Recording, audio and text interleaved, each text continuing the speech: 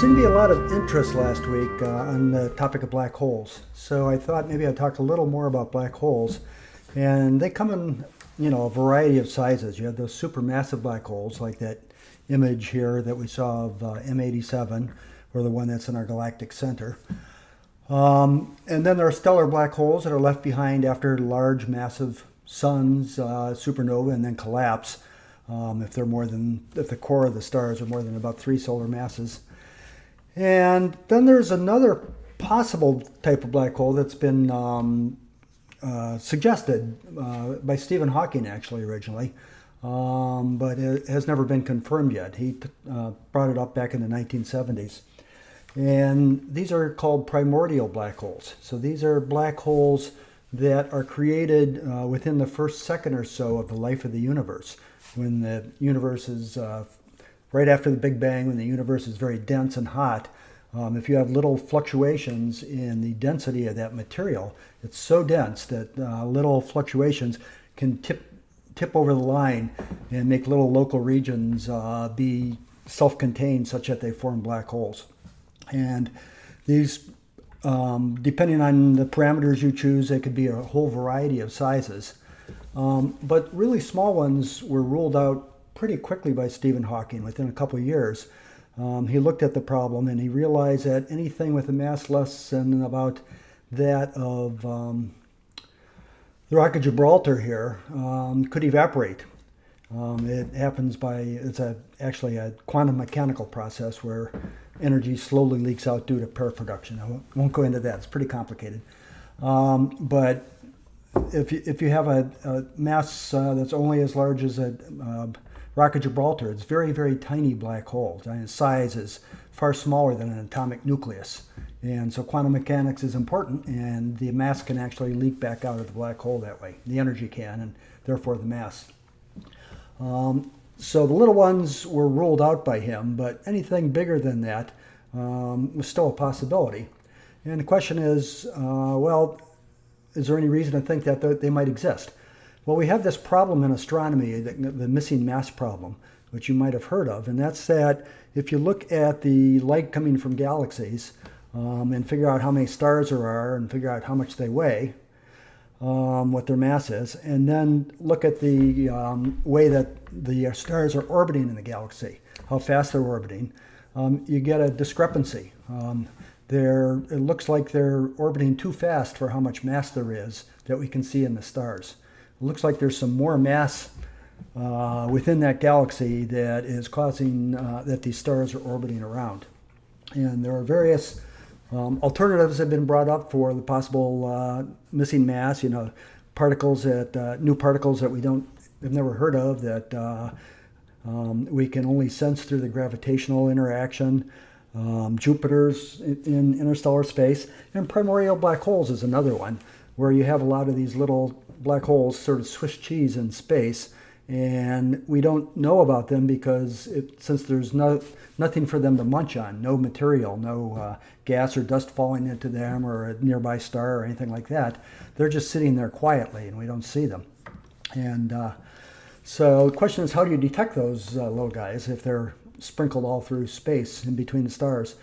And the primary method that is used now, although there are a couple different ways that they're looked for, is to try to see their lensing effect. Black holes distort space and they can act like lenses, like this one here in this image I'm showing. Now this is actually a larger black hole that's covering up a lot of stars, and you can see it's bending the light right around its edges.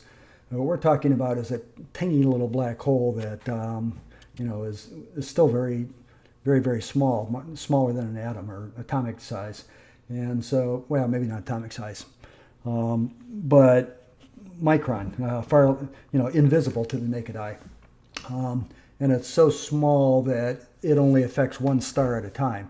But if it goes in front of a star and the geometry is right, then it can cause that star either to wink out or actually to get brighter because the light gets bent to you.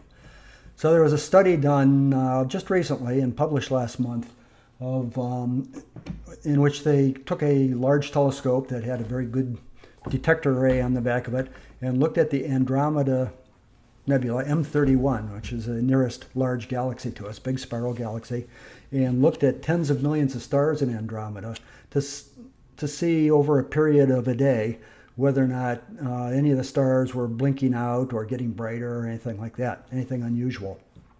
So, I should point out, I guess, in this picture of Andromeda that the stars you see over the whole region there are just are nearby foreground stars. They aren't the ones in Andromeda.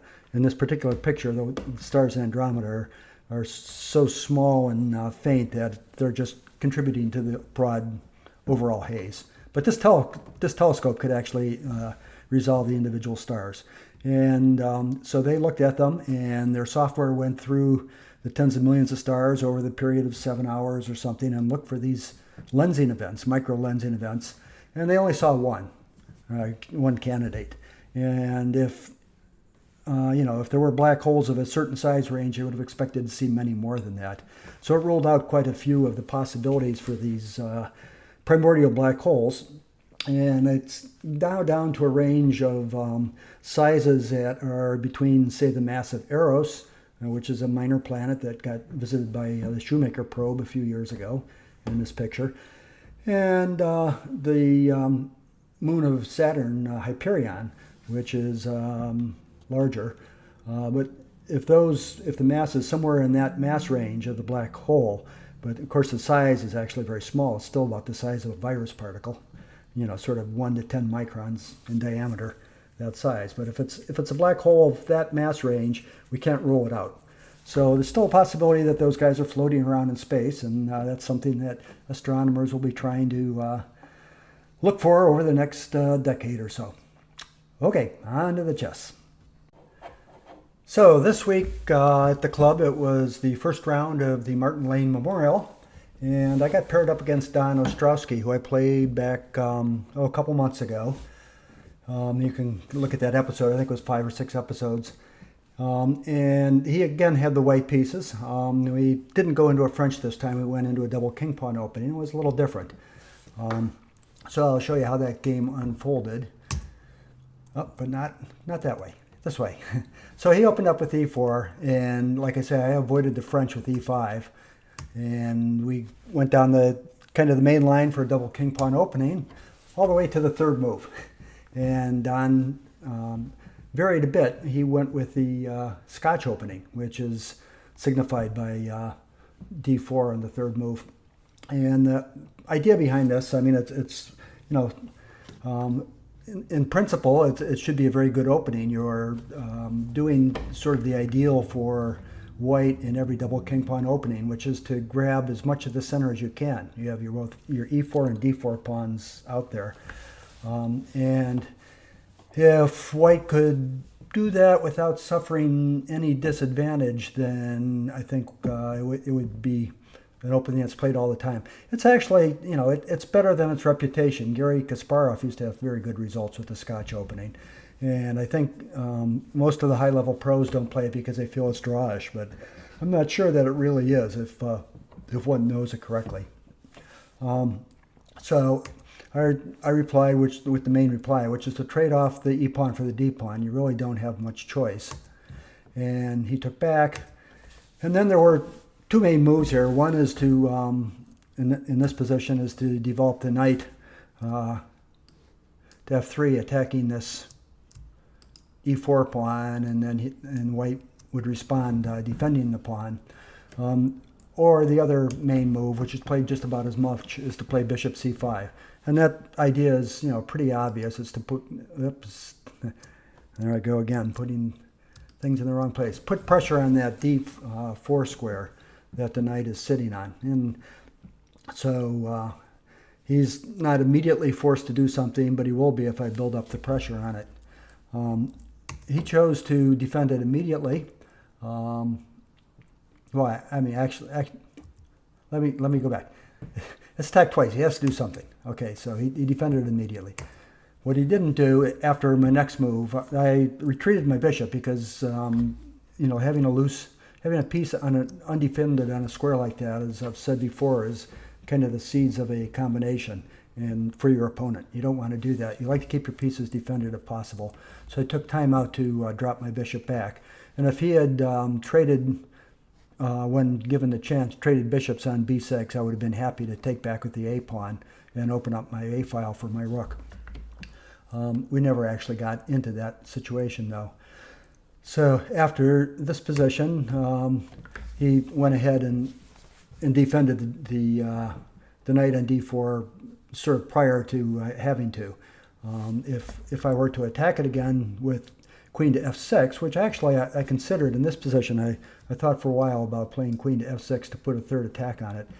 But since he already has it defended 3 times, there's not much point to it, and I wasn't sure I wanted to expose my queen so early in the game. And it does turn out, though, that that's the main line. That's what Black has been having his best results with. But my move wasn't bad either, just playing, developing the knight through e7, getting ready to support a pawn push to d5. He played bishop to d3 here. That's, as I notated there, it's a novelty. This is where we leave the known tracks of master practice. Hasn't been played before.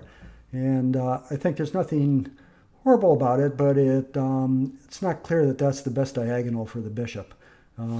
It really looks more active if it were on c4, say, or possibly you'd even want to just develop to e2. Okay, but he didn't. He played it to d3, and that allowed me to make a little maneuver attacking it. Now I kind of hesitated, as I say in my notes here, to move my knight twice in the opening. It's usually not a good idea, especially if you're lagging in development. But it looked to me like either he had to give up one of his bishops or he had to go down a line that would make his position awkward. So he could have retreated that bishop, in which case I would have attacked the dark squared bishop, and also at the same time attacking this pawn here on b2, and he could have, the only way to keep the bishop from being exchanged and protect that pawn. Actually, that's not true. He could play queen c1. That's maybe not too unreasonable of a move, actually. I didn't see that. But what I thought maybe he would be forced to do was play bishop to c1. And if that had been the case, then obviously he's made some undeveloping moves here, and Black is getting right back in the game in terms of development and share of the center. He did not go down that line, however. What he chose to do was just to castle. And I went ahead and castled too. And Stockfish at this point is already yelling for me to play d5. And it's a move I considered. And over the next several moves, I was thinking about playing d5, because it's traditionally in these sorts of double king pawn openings where Black has exchanged his e-pawn for White's d-pawn. Then if Black can trade his d-pawn for White's e-pawn, or at least, get into a head-to-head staring match here, eyeball to eyeball, where you have equal shares of the center, then usually Black has attained equality in the opening, all other things being equal. I didn't do it, though, because I think actually it would have been a good move. The reason I didn't do it was I was reluctant to, in this position, to open up, after an immediate d5. Well, I could have just gone ahead and made the move. Let me make the move. After an immediate d5, then there are possibilities either now or short, in the near future, to develop the queen out to a4 with check. So it's something I'd have to be continually looking for, and could be tactics based upon that. Looking at it now, this doesn't seem so bad, because it's queen out immediately check, and the bishop can play to d7 and win a tempo, forcing the queen away, and then I could castle. So I could have done things in this order. Probably would have been a reasonable move, but I didn't. Instead, I castled first. Excess of caution sometimes, I think. That's probably a mistake in my game that I've got to worry about. Okay, Don played a4 with the clear intention maybe of playing a5 to embarrass my bishop here and nearly trap it. Without too much thought, I played a5 myself, since that's an easy way to stop that move, and it also grabs some of the queenside space that he's maneuvering for. After I played it, though, I realized maybe an alternative move would have just been to play c6, and that has the same effect, because now this it attacks this a5 square twice, puts it back under my control, and gets ready for a very strong move of d5, supports it. So I think that might have even been a better move. And maybe this bishop will even redeploy through c7 at some point. So that I think would have been an interesting move. I only saw it after I moved, though, so it was a little too late. Okay, he played knight to a3, which surprised me a little. It wasn't clear to me why he was doing that instead of going through d2. And I went ahead and played my d5 move. And then he showed why he played knight to h3. He wanted actually for that knight to end up on c2, supporting the d4 square. But that seems like a defensive posture. So, what I had expected after I played d5 was that he would go ahead and capture the pawn, opening up the eyes of his bishop, in which case I would take the bishop and his queen would take back, and then I was going to take the pawn with my knight. And I figured this was about an even game, and I think Stockfish agrees with me. So that would have been okay. Instead, he played the knight back to c2, though. And this allows me to go ahead and drive his knight out of the center with c5. And I was a little surprised here. In this position, when I looked at it, for some reason, I thought his knight really only had, he can't come here to b3 because the bishop and the knight and the bishop would be forked. If he comes back to e2 here, then the same move of c4 would actually trap the bishop. And so I figured he had to play knight to f3, and I was going to pin it with my bishop. Anyhow, for some reason, I missed the very obvious rejoinder, which was knight b5. So there were a couple moves like this I missed of Don's for some reason in this game. I went ahead and attacked that bishop and to drive it off of the defense of the e4 pawn, which he has to retreat the bishop, and then I get the e4 pawn. But it's not clear I can hold on to these pawns, because these even though these c and e pawns are have a cramping effect on white's game, and I'd very much like to drop my knight here into d3, I might not get a chance to do so. I sort of thought he might trade queens in this position. Okay, but he didn't do that. Okay, he instead he took my bishop, which see, trading queens I think is more reasonable, because if he takes my queen, I actually have to take back with the bishop. I can't take back with the rook, because then my bishop is undefended.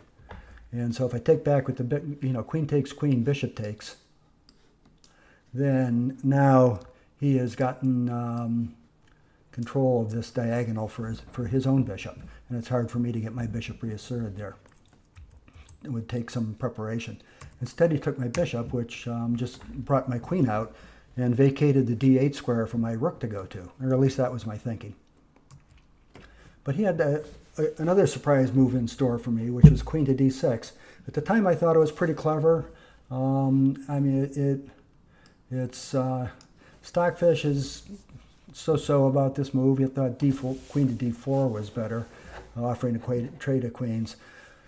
This is almost a very strong move for me, because I don't really want to play queen takes queen, knight takes, because he would be threatening to trade off my bishop, and my bishop can't move, because otherwise this pawn on b7 would drop.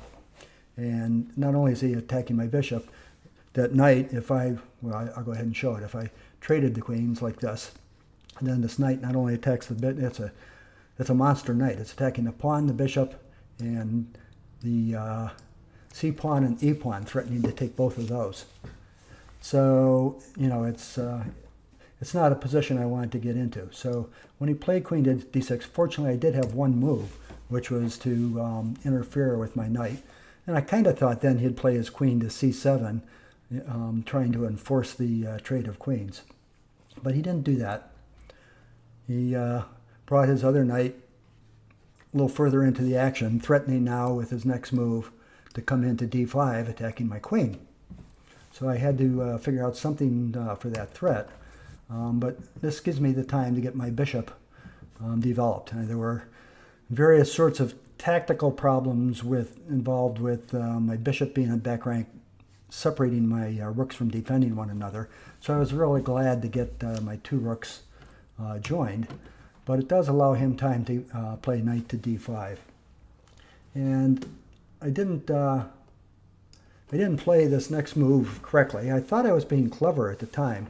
I played queen to d8, and thinking that I was going to force the trade of queens and my rook could go to the d file and good things would be happening for me. But I didn't really analyze this correctly, because after I made my queen to d8 move, I realized that he has a strong reply, which would have been to play his knight into d7, to c7 here, attacking my rook. Now, I have two choices. I can move my rook or trade queens. If I trade queens, that doesn't really help me because he takes back, and now we have all those problems we talked about before, except there are three pawns. My e pawn, my c pawn, and my b pawn are all undefended and being attacked by his knight. And meanwhile, my rook has to be defended, and meanwhile, my bishop is being attacked. So, I mean, this is his knights are running roughshod over my position. So I really didn't want to have that happen. So I can't trade queens effectively here. And if I move my rook to either b8 or c8, doesn't make too much difference. Let's say I go to b8 so that my rooks are not easily forked in some variations. Then he would have been able to play knight takes bishop. Now, forking my queen and rook. Again, I don't want to trade off queens here. But if I just take the knight with my pawn, he takes back check. And, he has a pull here after I go to the corner. So, this would not have been a pleasant series of moves. Fortunately for me, he played the knight back to f4. And I think this is a place where the course of the game shifted here, where I started to regain the initiative. I'm able to redeploy my bishop to where it defends that weak pawn on e5, which is where I want it to be anyhow. And then after he doubled up on the d file, I just went ahead and moved my queen out of dodge over to the king side, where I could start attacking. And his knight now was a loose piece. I can gain a tempo by attacking it.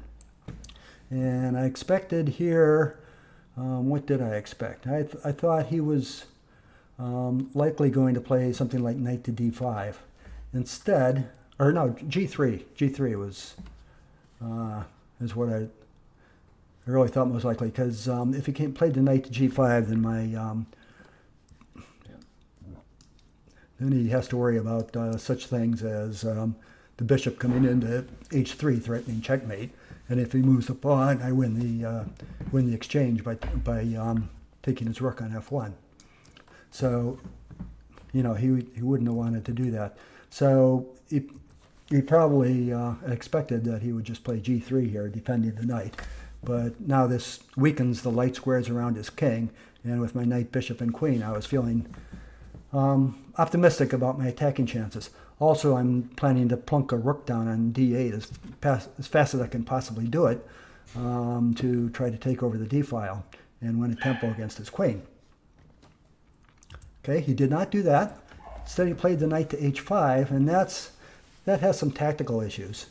Now, it turns out the best move is one that I considered, which is to play bishop to g4. I looked at that, but what I analyzed was that after the knight drops back to g3, that it's defending this bishop, and that, after I exchange and knight takes, that, I wasn't getting anything special over on the king side. Now, it turns out Stockfish is, of course, prefers this move. First of all, it attacks the queen, and then trades off the rooks, and then advances the e-pawn, which all looks reasonable after the fact. I mean, it's a little worrisome that there's, f4 here, but it turns out that doesn't work for tactical reasons. This line was something I very briefly considered the first several moves of, and it just didn't look good to me. So instead, I went for a more common attacking idea, which was to just check with my knight.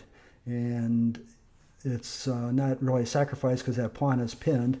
And if he takes it with the bishop, which is what he did, then I take back with my pawn. If he doesn't, my knight is attacking h2, and also at some point could come to h4 and attack his g2 square. So it's a good attacking move. And he did his right now I'm threatening checkmate and his knight at the same time. So really has very little choice on what to do. I suppose he could play knight to f4, but what he chose to do was to come back and interpose the knight, so that that pawn is not no longer a checkmate threatened on g2. I took the pawn, and he moved his rook, which is the correct move, leaving that pawn as a shield. And in these sorts of positions, when this happens, this looks worse than it really is for the side that's, for the king in front of the pawn. And the reason is that unless this pawn is protected, it's actually a escape route. So even though it looks like there could be back rank mate threats here, there aren't, because he can at any point play king takes pawn. Now, it's true that I could do something like play my bishop to h3 and defend that pawn, but then my bishop is not being very active on h3 other than defending that pawn. And so, it's a little double edged. It's something that white would have to look at, but it's really not as bad as it looks, having that pawn there. So what I did in this position, I maybe should have considered immediately playing bishop to c2, forking the rook and this a pawn, but I didn't like the looks of rook d5 attacking my queen. So instead, I blocked up the d file with my bishop, which I don't think is a bad move. And after I did that, he played queen to d7 with the idea of, or at least I thought, with the idea of winning this b pawn. And I was tempted to just let it go, to play rook to e8 and continue on with my attack. But my queenside crumbles pretty fast if I let him get that pawn. So after quite a bit of thought, I went ahead and played rook to b8. And then he surprised me again. He dropped back to h3. I'm not sure that this is such a good move, because this, the only really idea behind this move is to win that pawn on g2 and with the queen. And I don't think it's, like I said before, I don't think it's that big of an issue for black. So if my bishop had gone to, let me go back a second here. If my bishop at some point had come into f1, for example, to defend that pawn, then he could just play knight takes bishop, pawn takes knight becomes a queen check. Well, it's actually double check because of queen and this queen, but the king could take the queen back, and that's okay for him. He has to watch the tactics, but I think it's not worth sidelining the queen that way. And the other thing is that, okay, I played rook f to e8, is that after he takes the pawn, now there is going to be a weakness. If his queen moves away and gets back into the game, then he's going to be weak on those light squares, and I can attack with my queen and bishop through that diagonal he opened up, and also through this open file. I may not be able to do it instantly, but I can move my queen off the file and get my rook up and over to the g file, and that'll be a weakness for his king side. So I wasn't a big fan of that maneuver. Now I should point out that for a really big change, if you've been following my channel at all, I was actually ahead on the clock this whole game. And by this point, we'd gotten down to where Don only had 5 minutes left, and I had 23 minutes. So he was really having to move, sort of in blitz mode. and that worked to my advantage. Now, I played a move which I don't think is bad. Bishop to c2, that's again is forking the rook in this a pawn, and once I take the a pawn, then the knight is loose. But it's not good either, and it's I